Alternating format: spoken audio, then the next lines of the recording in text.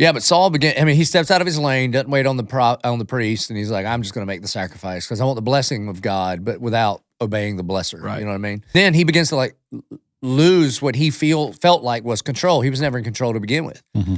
Well, oftentimes when that happens, then what you try to do is start trying to gain and grab onto control. So instead, he's grabbing spears and throwing them at David and stuff like that. Like he starts to, and then he actually loses control and he like goes crazy, man. And it all can be traced back to he gets out of step with the Lord. You know, he's disobedient, abdicates responsibility. He makes excuses instead of repenting.